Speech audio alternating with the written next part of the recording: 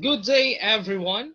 This time we will be talking about the meaning of images and ideas to influence the viewers or the audiences. We will be able to identify images that are explicitly used to influence the viewers. There are three ways to influence the viewers. It can be stereotyping, the point of view, or the propagandas. We will be able to determine images that influences the viewers, and how are we going to examine what should be the correct image or what should be followed based on these ways of influencing the viewers. But before that, we need to know more about media literacy or the visual literacy. What do we mean by visual literacy? It is the ability to read, write, and create visual images, both static and moving. So in this concept, it relates to arts and designs, but more on the wider applications. It is how we are able to convey our message. It is how the language used into that particular advertisement or particular visual image or visual idea, how these visual ideas or images communicate and interact with their audiences. So visual media is a linguistic tool for which we communicate, exchange ideas, and navigate our highly visual digital world. We can see these visual images or visual ideas from films, from movies, from cinemas, from video games, print, TV advertisements, the pictures from our storybooks. So visual literacy or media literacy is very important nowadays because we are now living in a digital world. So we have here one way to influence the viewers or the readers. We have the propaganda. It is designed to persuade. Its purpose is to influence and manipulate your opinions, meaning the action of this propaganda or the message of the propaganda is deceiving you to do something, to make something, to follow something. So it seeks to guide your choice. But how?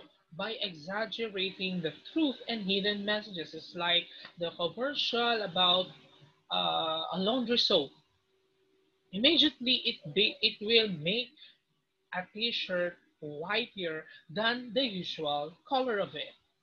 See? So it seeks to guide your choice. We have here an example of it, the Starbucks coffee. The tagline of this product is the best coffee for the best you. Taste of inspiration. So, sounds catchy. Sounds that it is convincing you that this is the best coffee that you will ever taste in your life. It will taste just like an inspiration. It is very catchy and will make you interested to it. But remember, too much coffee is always bad for your health. Another is this. Paparapapa, love ko to. Creamy, dreamy, icy, chocolatey, iced mocha coffee. Very catchy. The picture, the image of this product is somehow will make you interested to buy it, to taste it. But remember, too much coffee is bad for your health. Another that I had downloaded is this commercial. Let us watch this commercial or TV advertisement and let us identify how this advertisement convince you about their product. Listen carefully and watch.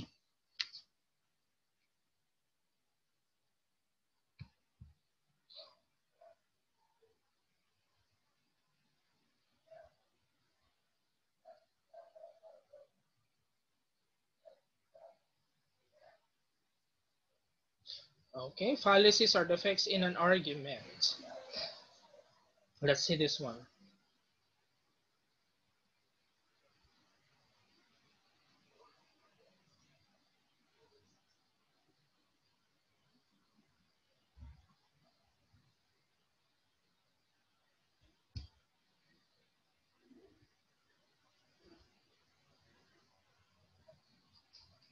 Okay. Mm-hmm.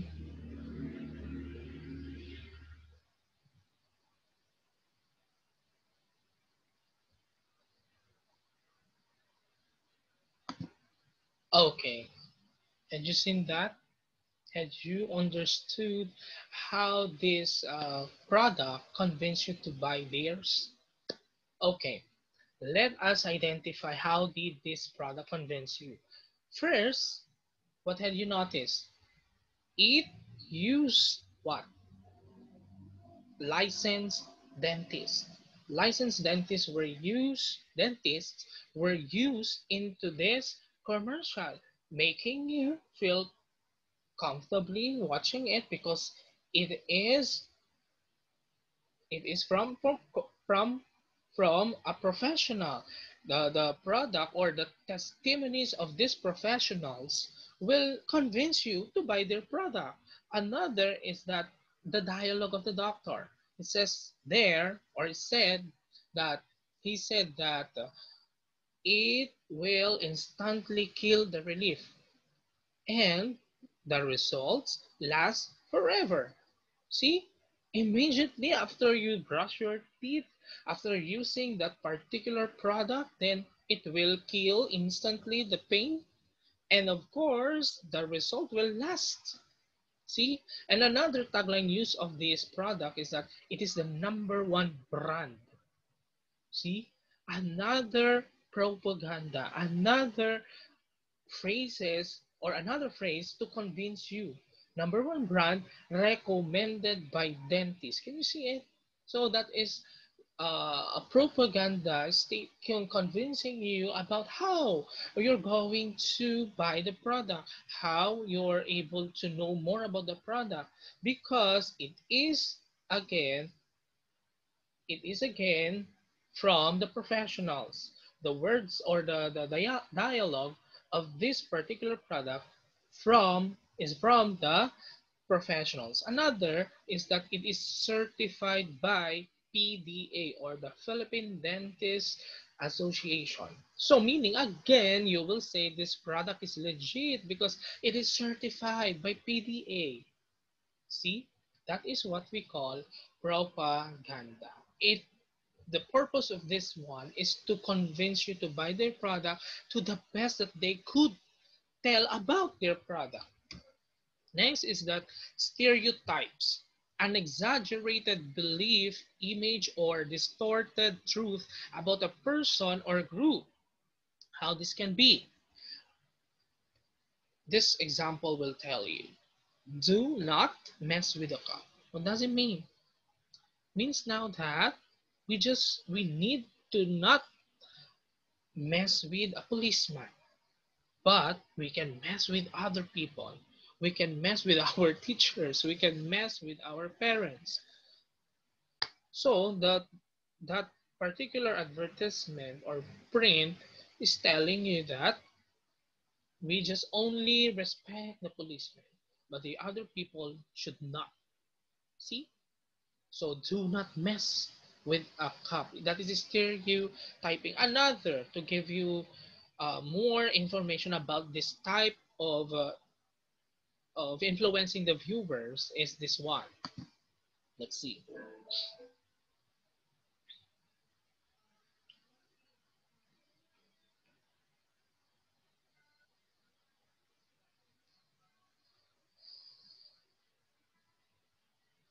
See, comparing a man and a woman. Well, see, it says there, the man is a boss, but when a woman takes the lead, she's bossy. If a man talks in front of you, then you will say, oh, he is persuasive. But if a woman will tell you something in front of you, you would say, oh, you are just insisting something. If your man is dedicated, then a woman may be selfish. See?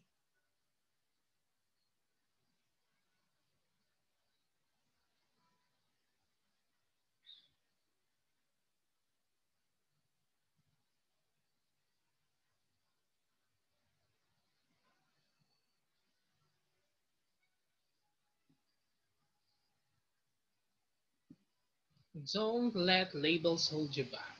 So that's the message now of this particular TV advertisement. So this is one example of stereotyping. It says here that a man could be the leader, or the man would take the lead, but a woman could not. A man could must be the president. A woman could not be a president. Can you see it? Stereotyping. They are stereotyping a particular gender. But this time we need to be aware of the gender development. Yes, so we need gender equality, whether you are a man, whether you are a woman, whether you are part of the LGBT community, you are part of the world. So do not let labels hold you back. Says here the message. So whatever the gender you have, then you can be successful someday. You can reach your dreams. You can be the one that you wanted to be, because labels could not be a should not hold us back.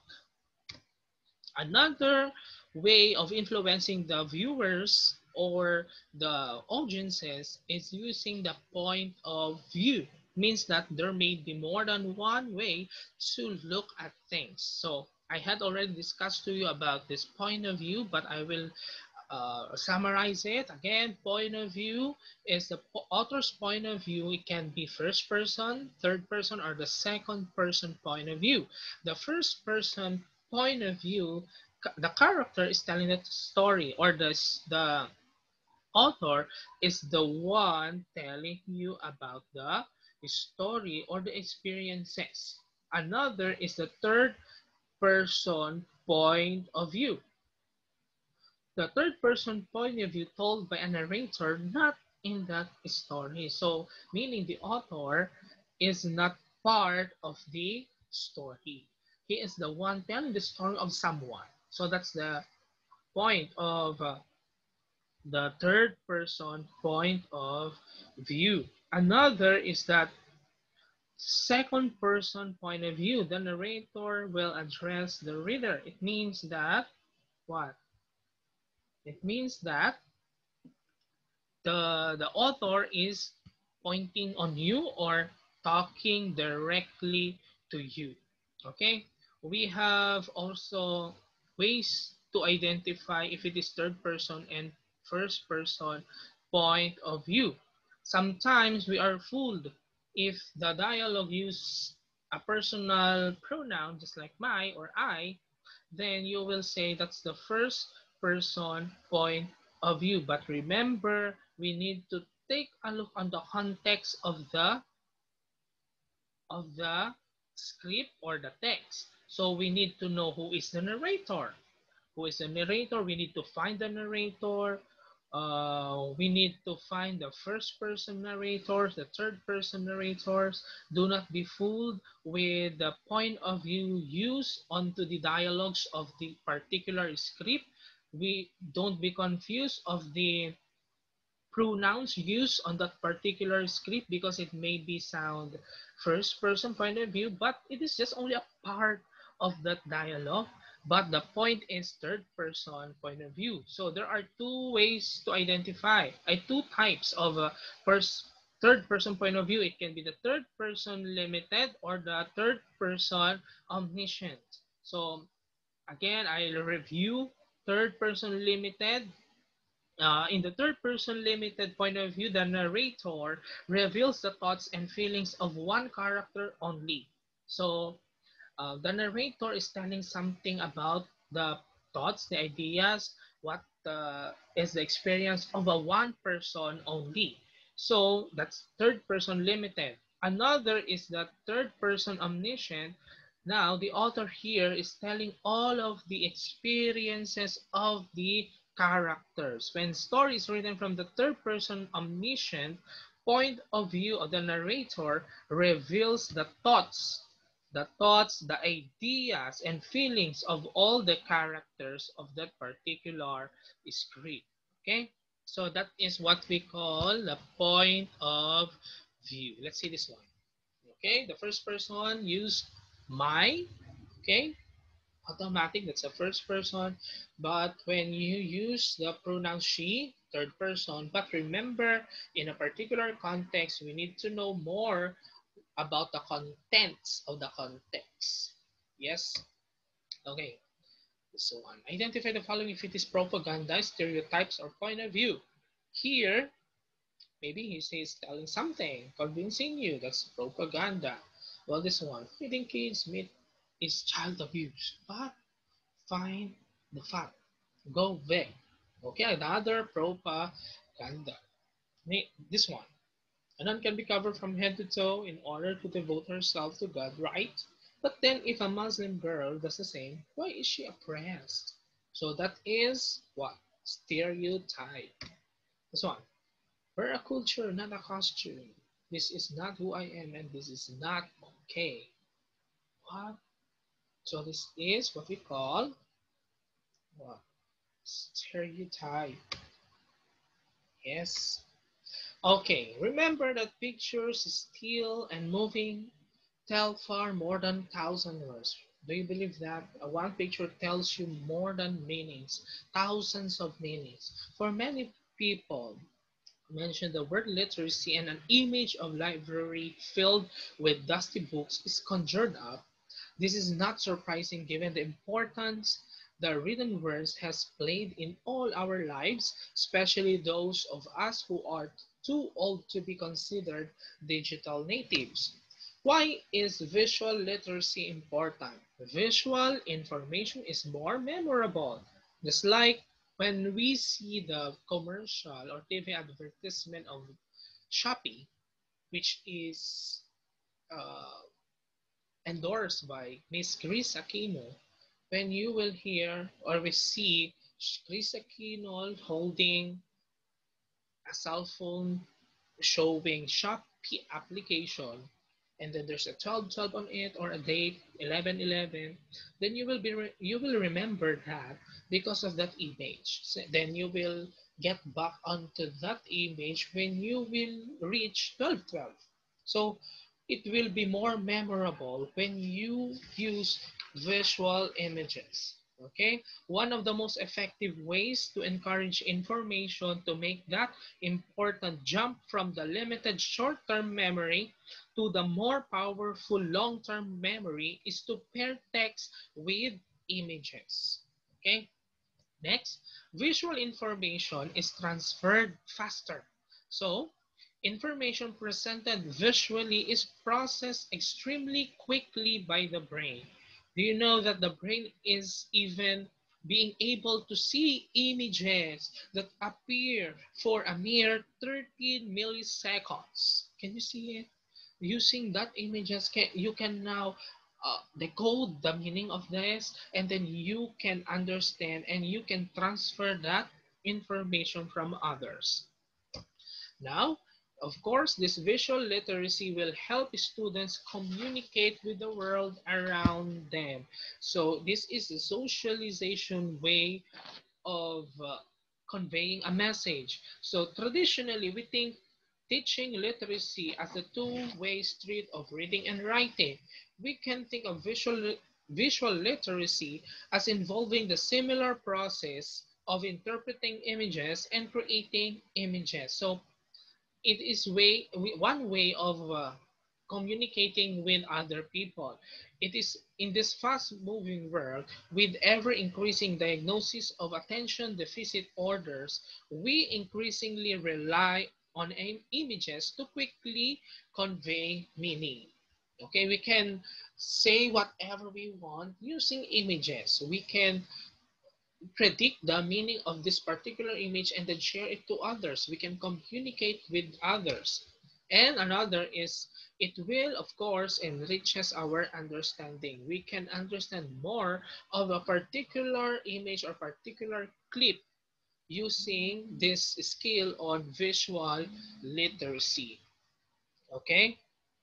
So another is we can create more educated image readers. This is very important that in visual literacy, we can create people or children to be keen observer of what is happening around them using these different social medias, different medias that they can see every day. So we can create more educated image readers. So visual literacy, there are clues on them so that we can understand them more. So in here, what can you see? You will say, what can you see onto this image? So that's another clue. So what is the color of it? What is the message behind it? Next, so that you can answer this question, students must become more familiar with visual literacy clues.